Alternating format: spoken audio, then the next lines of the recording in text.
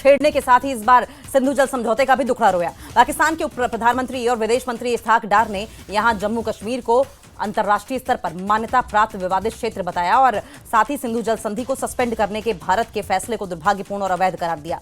संयुक्त राष्ट्र सुरक्षा परिषद की उच्च स्तरीय बहस में भारत के स्थायी प्रतिनिधि पर्वतनेनी हरीश ने पाकिस्तान के आरोपों पर मुंहतोड़ जवाब दिया।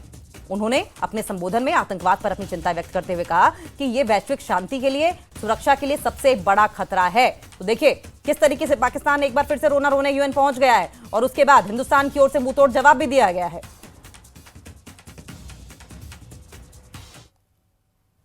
Mr. President, I am constrained also to respond to the remarks made by the representative of Pakistan. The Indian subcontinent offers a stark contrast in terms of progress, prosperity, and development models. On the one hand, there is India, which is a mature democracy, a surging economy, and a pluralistic and inclusive society. At the other extreme is Pakistan, steeped in fanaticism and terrorism, and a serial borrower from the IMF. As we debate promoting international peace and security, it is essential to recognize that there are some fundamental principles which need to be universally respected. One of them is zero tolerance for terrorism. It ill behoves a member of the Council to offer homilies while indulging in practices that are unacceptable to the international community. और इसी पर national editor bureau Shailendra वांगू हमारे साथ जुड़ गए हैं। शैलेंद्र, पाकिस्तान कब समझेगा कि उसकी ये जो सिंपैथी गेन करने की टैक्टिक्स है वो काम करनी बंद कर चुकी है?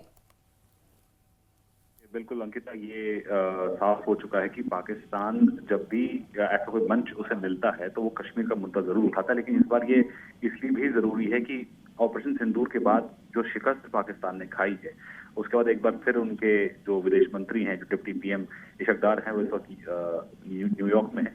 और क्योंकि इस वक्त पाकिस्तान जो है वो जुलाई के महीने के लिए यूएनएससी का प्रेसिडेंट भी है, चेयर भी है, इसके लिए इस मंच का भी इस्तेमाल वो भारत के खिलाफ जहर उगलने के लिए कर रहा है। और हमने जो लेटेस्ट अपडेट देखा है, हमने कल शाम को 7:30 बजे उन्होंने जो एड्रेस किया था, जहां पे उन्होंने फिर एक बार जम्मू कश्मीर का राग अलापा है और साथ ही साथ उन्होंने जो भारत ने कदम उठाए थे सिंदूर के बाद, माफ कीजिए, पहले हमले के बाद जिसमें इंडस वाटर ट्रीटी को लेकर अबेंस में रखा गया था, उसका भी उन्होंने जिक्र किया। हालांकि इसका माकूल जवाब जो है भारत की तरफ से भी दिया गया है। भारत के जो परमानेंट रिप्रेजेंटेटिव है यूएन में, पी हरीश, उनकी तरफ से स्टेटमेंट सामने आया है जहां पे उन्होंने कहा है कि पाकिस्तान और भारत की अगर हम तुलना करें तो भारत एक जानी मानी डेमोक्रेसी है और यहाँ पर एक सर्जिंग इकोनॉमी भी है, लेकिन पाकिस्तान आज भी अलगाववाद की तरफ, कट्टरता की तरफ और आतंकवाद की तरफ का सहारा ले रहा है। और यूएन जैसे प्लेटफॉर्म पर वो जो बातें कह रहा है सिक्योरिटी को लेकर, वो खुद एक तरफ ये बातें कर रहा है, लेकिन दूसरी तरफ जो इंटरनेशनल कम्युनिटी को जो मंजूर नहीं है, यानी कि आतंकवाद,